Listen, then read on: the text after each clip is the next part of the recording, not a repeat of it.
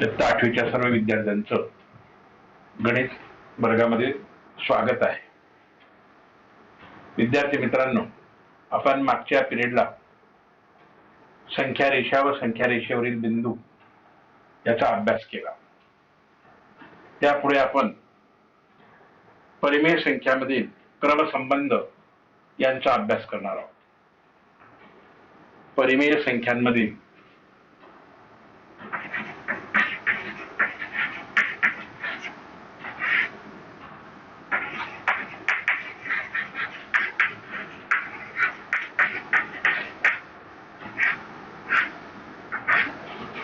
क्रमसंबंध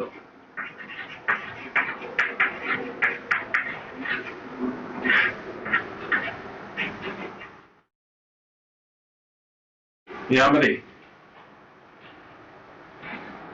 संख्या रेषेवर जे आपण संख्या दाखवतो, नैसर्गिक संख्या असतील, पूर्ण संख्या असतील, पूर्णांक संख्या असतील, परिमेय संख्या आणि अपरिमेय संख्या, या सगळ्या संख्यांमध्ये क्रमसंबंध आपल्याला दाखवायचा आहे।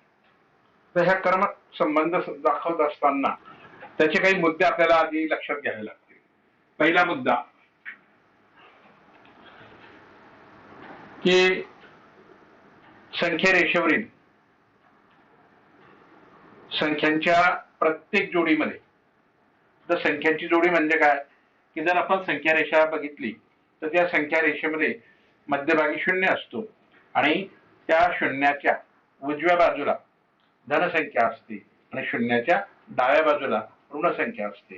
आणि मग शून्याचा डाव्या बाजूची एक संख्या आणि उजव्या बाजूची एक संख्या, अशा जर दोन संख्या घेतल्या तर त्यांची एक जोडी तयार होते। आणि म्हणून संख्या रेषेवरील संख्यांच्या प्रत्येक जोडीमध्ये डावीकडील संख्या ही उजव्याकडील संख्येपेक्षा लहान असते। हा पहिला मुद्दा झाला। संख्या रेषेवरील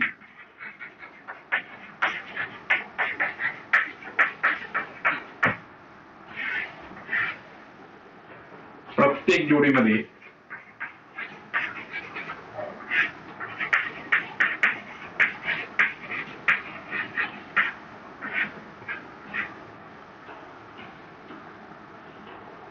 डावीकडील संख्या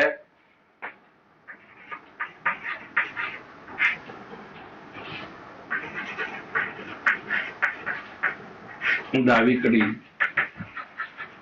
संख्या ह्या उजव्याकडील संख्येपेक्षा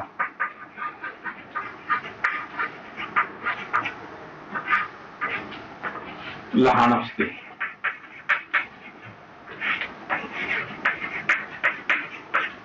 हे आपण नेहमीसाठी लक्षात घेतलं पाहिजे की डावीकडच्या ज्या संख्या आहेत, या डावीकडच्या संख्या त्या उजवीकडील संख्यांपेक्षा कशा आहेत, लहान आहेत। हे आपण नेहमीसाठी लक्षात ठेवायचे। दुसरा मुद्दा आपल्याला सांगता येईल की ज्या परिमेय संख्या असतात, परिमेय संख्या म्हणजे कोणत्या संख्या की ज्यांना आपण अपूर्णांक संख्या म्हणतो, छेद आणि अंश यांनी तयार झालेल्या संख्या। मग आता अशा जर संख्या असतील परिमेय संख्या, ह्या दोन असमान छेद असलेल्या परिमेय संख्या जर असतील तर त्या संख्यांचा आपल्याला छेद समान करावा लागेल आणि छेद समान करून मग अंशाची तुलना करावी लागेल। आणि म्हणून परिमेय संख्येच्या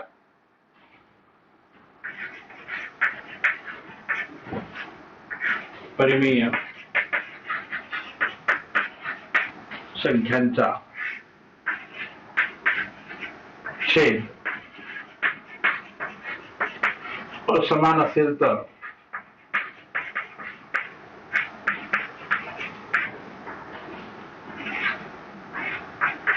छेद समान करून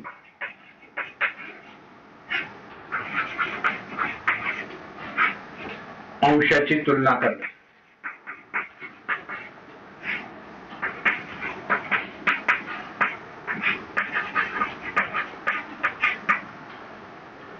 छेद समान करायचा आणि जे अंश असतील त्या अंशाची तुलना केली पाहिजे। आणि यामध्ये जी संख्या मोठी असेल जो अंश मोठा असेल तो परिमेय संख्या मोठी असते.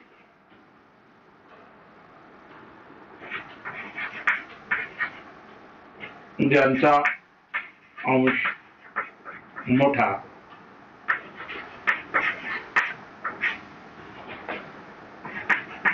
ही परिमेय संख्या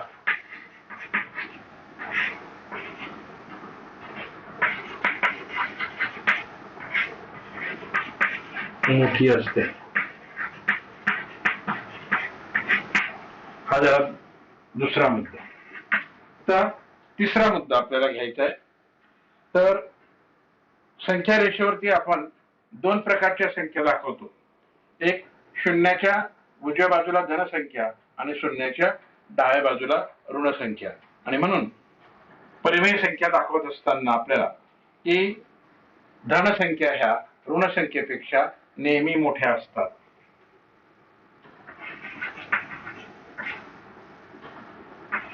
धन संख्या ह्या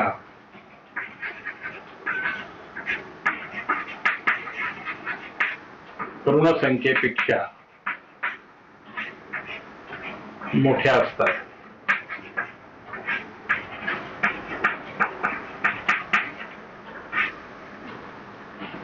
चौथा मुद्दा,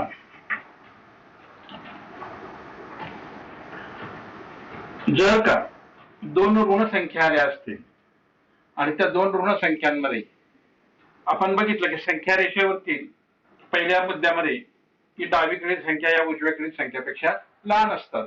मग संख्या रेषेवरती जर आपण संख्यांचा विचार केला तर यामध्ये सुद्धा हा वरचा नियम लागू होतो. आणि म्हणून त्या दोन ऋण संख्यांमध्ये जी उजवीकडे येणारी संख्या असेल ती संख्या मोठी आणि डावीकडे येणारी संख्या ही लहान. दोन ऋण संख्यांमध्ये संख्या रेषेवर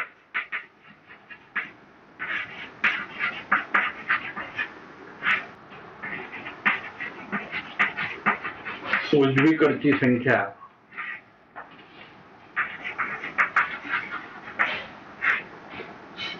ही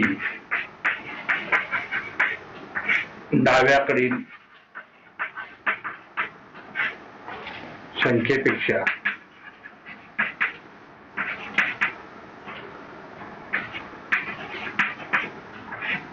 मोठी असते.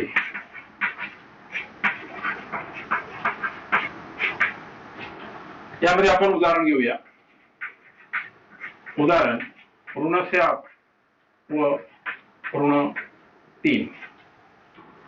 आता बघा, आपण एक सहज स्वभावानुसार आपण असं म्हणतो की 7 आणि 3 आपण जर या धन संख्या समजल्या तर 7 मोठा आणि 3 लहान. परंतु या ठिकाणी काय आहे, दोन्ही ऋण संख्या आहेत आणि दोन्ही ऋण संख्या असल्यामुळे ऋण 7 आणि ऋण 3 यामध्ये 7 ही संख्या जरी आपल्याला मोठी वाटत असली तरी ती ऋण आहे आणि ऋण 3 ही संख्या या ऋण 7 या संख्येपेक्षा मोठी आहे. कारण जेव्हा आपण संख्या रेषेवरती या संख्या दाखवणार त्यावेळेला संख्या रेषेवरती ऋण 3 ही ऋण 7 च्या उजव्या बाजूला येणार आहे आणि म्हणून त्या ठिकाणी ऋण 3 ही संख्या मोठी आहे. ऋण 3 ही संख्या मोठी आहे कारण ऋण 7 च्या उजवीकडे ऋण 3 ही संख्या येते. पाचवा मुद्दा, परिमेय संख्येची तुलना करत असताना परिमेय संख्या जर आपण या पद्धतीने मांडल्या a/b आणि c/d, यामध्ये ए गुणिले डी आणि बी गुणिले सी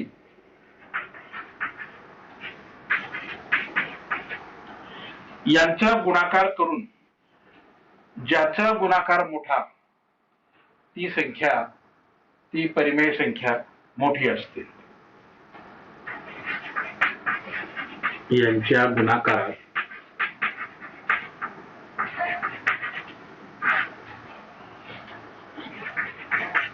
जो गुणाकार मोठा ती परिमेय संख्या मोठी.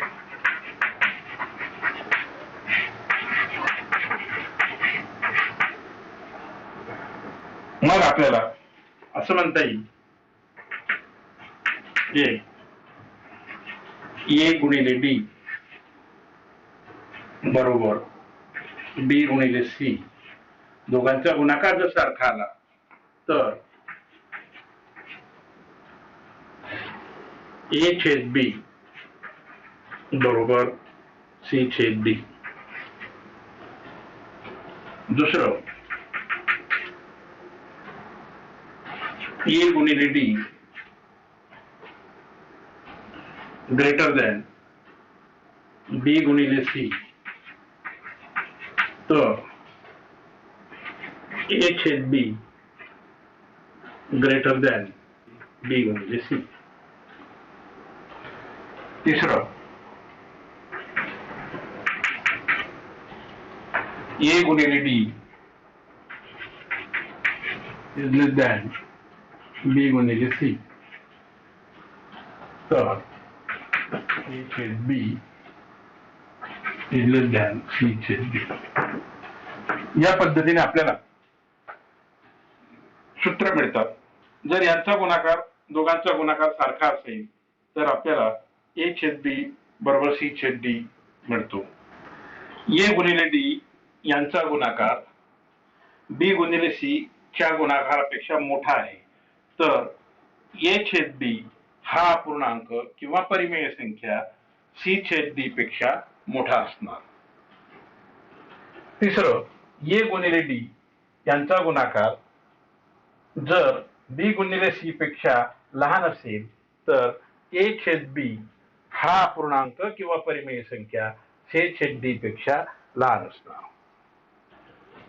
हे झाले परिमेय संख्येमध्ये क्रमसंबंध. आता आपण ह्या मुद्द्यांवर आधारित आपल्या पुस्तकातील पान नंबर 3 वरती सराव संच 1.2 मधली उदाहरणं घेऊ.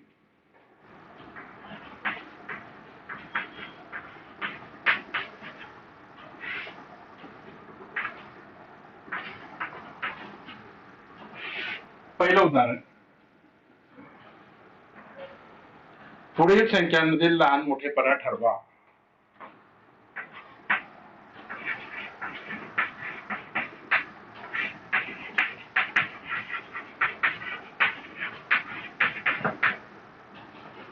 संख्यांमध्ये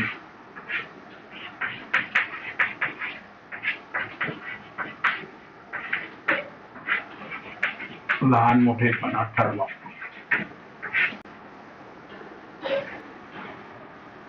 त्याच्यातलं पहिलं उदाहरण -7 आणि -2. आता यामध्ये आपल्याला लहान मोठेपणा ठरवायचा.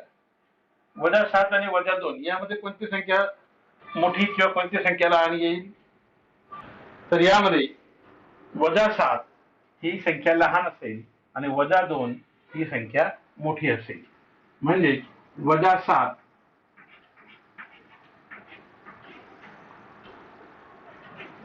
Is less than -2.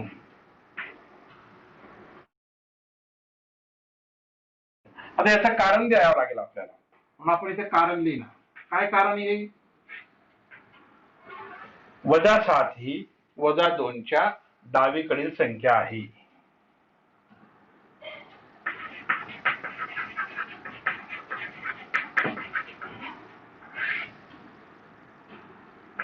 -7 ही -2 च्या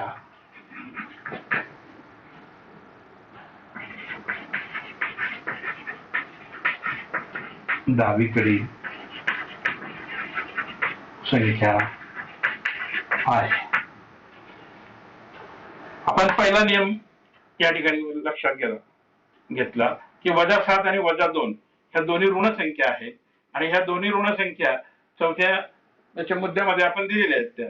आणि मग जी डावीकडे असेल ती काय असेल, लहान असेल आणि उजवीकडची संख्या काय असेल, मोठी असेल. आणि म्हणून -7 ही 2च्या डावीकडील संख्या आहे, म्हणून -7 ही कशी आहे, लहान आहे.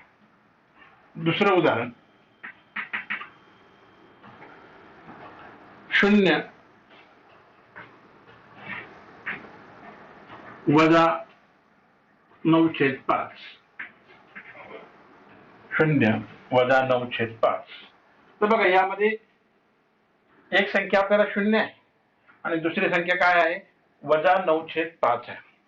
मग आता यामध्ये जरी शून्याची किंमत 0 असली तरी ती संख्या रेषेवर दाखवताना मध्यभागी येते ती संख्या, आणि मध्यभागी आल्यानंतर ऋण संख्या या शून्यापासून डाव्या बाजूला असते आणि म्हणून 0 हा 9/5 पेक्षा मोठा आहे. 0 हा -9/5 पेक्षा मोठा आहे. मग आपण याचं कारण लिहायला.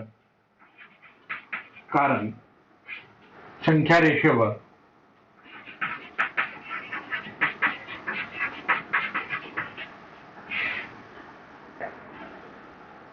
-9/5 ही परिमेय संख्या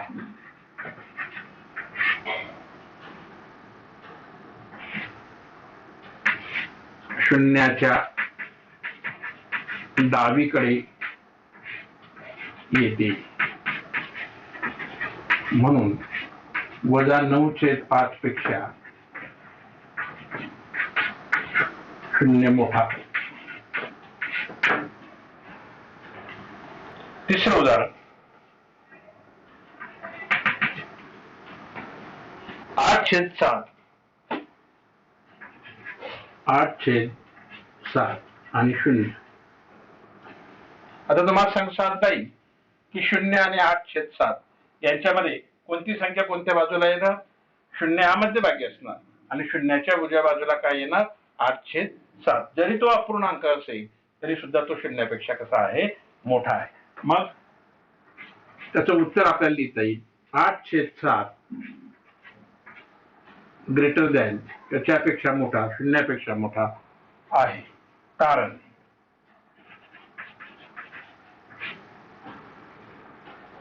संख्या रेषेवर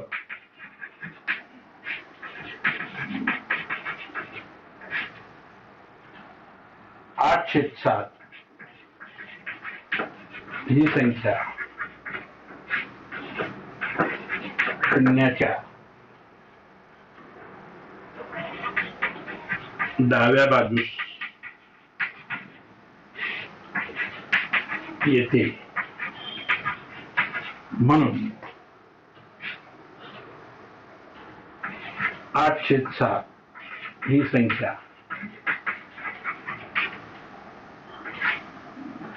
शून्यापेक्षा मोठी आहे.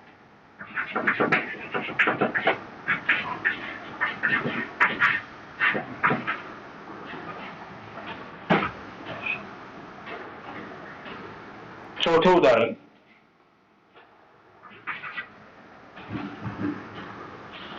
5/4 आणि 1/4.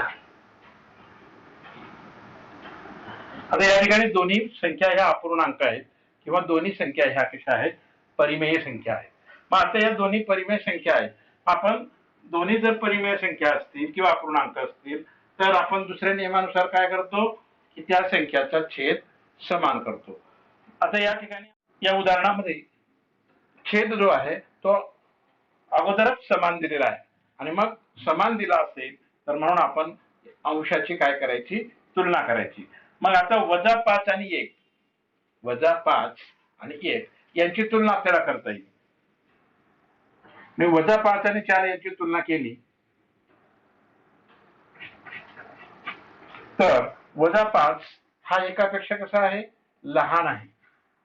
एक जरी असला तरी तो -5च्या उजव्या बाजूला आहे आणि म्हणून -5/4 हा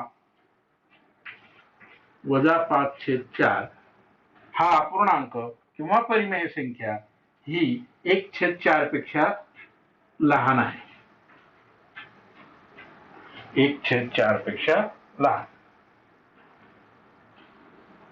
किंवा अजून आपल्याला असं म्हणता येईल की कोणतीही ऋण संख्या, मग ती अपूर्णांक संख्या असेल किंवा पूर्ण संख्या असेल, कोणतीही ऋण संख्या ही धनसंख्येपेक्षा कशी असते, लहान असते. कारण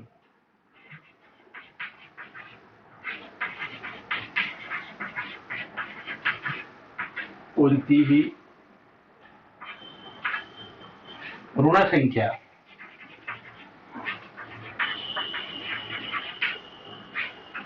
ही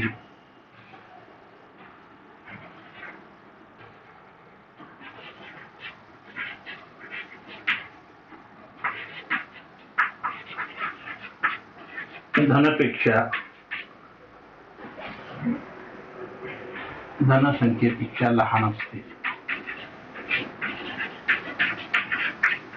तेव्हा आपल्याला अजून सांगता येईल की कोणतीही धनसंख्या ही ऋणसंख्येपेक्षा मोठी असते. उलट, या वाक्याच्या उलट. 5वं उदाहरण,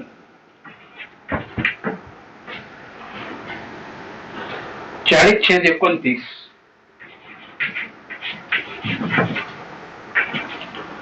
आणि 141/29.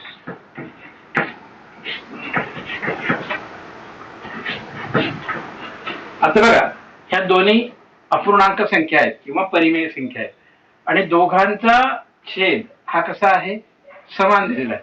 मग आता आपल्याला कोणाची तुलना करावी लागेल, अंशाची. जर छेद समान असेल तर अंशाची तुलना करायची असते आणि म्हणून या ठिकाणी 40 आणि 141 यांची तुलना आपण करणार.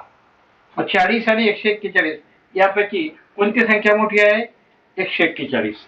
म्हणून 141 ही 40 पेक्षा मोठी. जर ती मोठी असेल तर मग दिलेला जो परिमेय संख्या आहे ती परिमेय संख्या कोणती मोठी असेल, 40/29 ही 141/29 पेक्षा मोठी आहे. दोघांचा छेद समान आहे म्हणून आपण त्या दोघांची तुलना केलेली आहे. यामध्ये जरी आपण विचार केला की संख्या डाव्या बाजूला आणि उजव्या बाजूला, तर 40च्या उजव्या बाजूला 141 संख्या येणार म्हणून 141 संख्या मोठी, किंवा 141च्या डाव्या बाजूला 40 ही संख्या येणार म्हणून 40 ही संख्या 141च्या पेक्षा लहान. 6वं उदाहरण, -17/20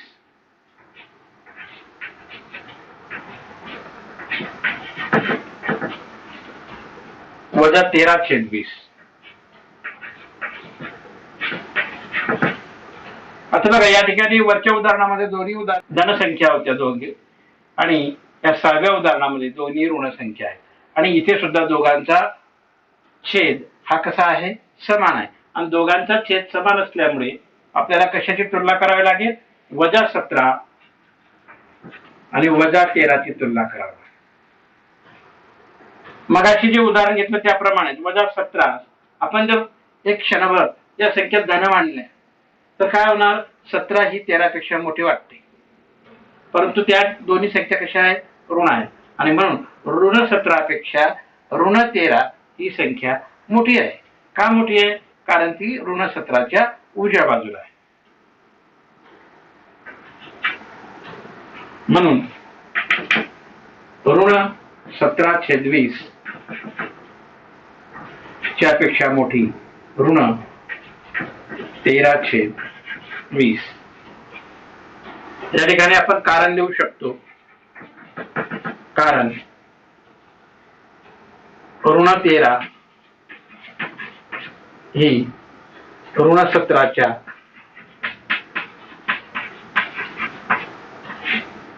उजव्या बाजूस आहे.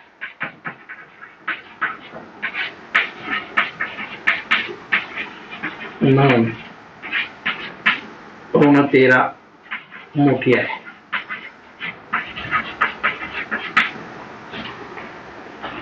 सातवं उदाहरण 15/12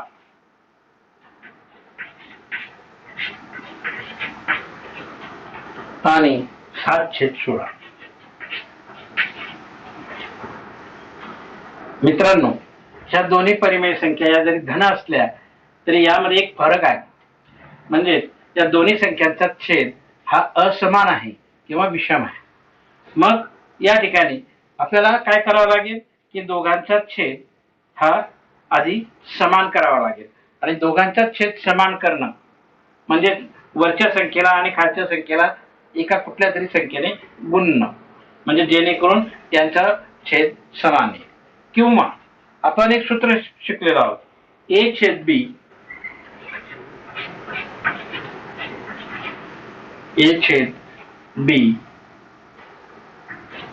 बरोबर c/d असं शिकलेलो आहोत. म्हणजे याचा अर्थ काय झाला, a गुणिले d बरोबर b गुणिले c. म्हणजे यांचा काय करायचं, आपल्याला तिरकस गुणाकार करायचा. म्हणजे बघा आता a बरोबर 15, b बरोबर 12, c बरोबर 7 आणि d बरोबर 16. मग आता याच्यानुसार आपण ठरवू. जो आपण नियम बघितला होता, 5वा नियम, त्या 5व्या नियमानुसार आपण याला सोडवू. आता मग आता बघा, a गुणिले d आणि b गुणिले c यांचा गुणाकार आपण आधी करू. a गुणिले d याचा गुणाकार, a ची किंमत किती 15 गुणिले b ची किंमत 12 बरोबर 12 गुणिले 15 हा गुणाकार करा. 12 पंचे 60, 0 हातच्याला 6, 12 1 12, 12 6 18, 180. a गुणिले d ची किंमत मिळाली आपल्याला 180. आता b गुणिले c बरोबर b ची किंमत 7 गुणिले d ची किंमत 16. या 7ने 16ला गुणा, 16 7 12.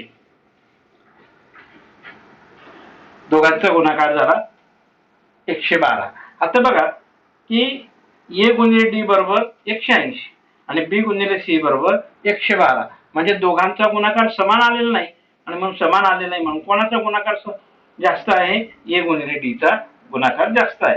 म्हणून 5व्या नियमाच्या दुसऱ्या नियमाप्रमाणे जर आपण विचार केला तर 180 ग्रेटर दॅन किंवा त्यापेक्षा मोठा, 180 हा 112 पेक्षा मोठा आहे. म्हणजे हा गुणाकार a गुणिले d मोठा असेल तर आपण काय, आपलं सूत्र काय आहे, a गुणिले d त्यापेक्षा मोठे b गुणिले c. म्हणजे आपल्याला असं म्हणता येईल a/b ग्रेटर दॅन c/d. मग आता पहिला जो अपूर्णांक आहे 15/12 हा दुसऱ्या अपूर्णांकापेक्षा म्हणजे 7/16 पेक्षा मोठा आहे. अशा प्रकारे आपल्याला या नियमांचा उपयोग करून विविध प्रकारची उदाहरणं सहजरित्या सोडवता येतात. तर अशा प्रकारचे मी तुम्हाला काही उदाहरणं देतो. इथे आपला सराव संच 1.2 संपलेला आहे. त्यापैकी मी काही होमवर्क म्हणून तुम्हाला उदाहरणं देतो. ती उदाहरणं सोडवा आणि ती मला दाखवा. काही शंका असेल तर शंका हे विचारा.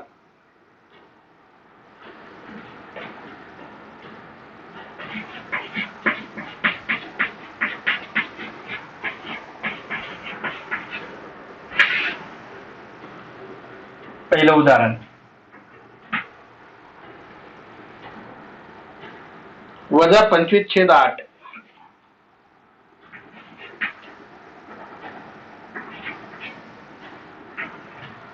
25/8 आणि -9/4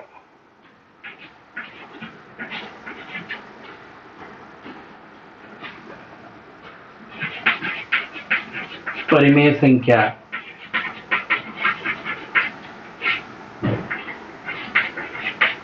लहान मोठी ठरवा.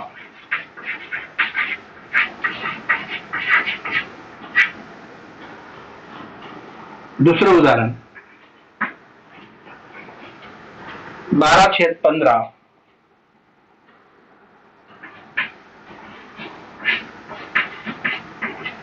आणि 3/5.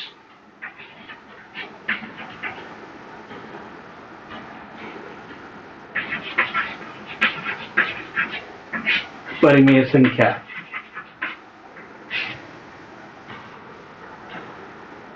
संख्येची तुलना करा. तिसरा -7/11 -7/11 आणि -3/4.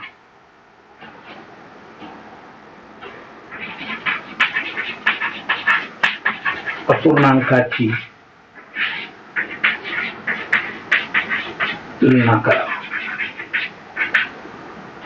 बघा, 3 उदाहरणं दिलेली आहेत. हे 3 उदाहरणं आपण जे 7वं उदाहरण सोडवलेलं आहे ते 7व्या उदाहरणाप्रमाणे आहे आणि 5व्या नियमाचा उपयोग करायचा आहे. आणि हे 3 उदाहरणं तुम्ही मला सोडून दाखवायचे आहे. काही शंका आली तर मला विचारायचं आहे.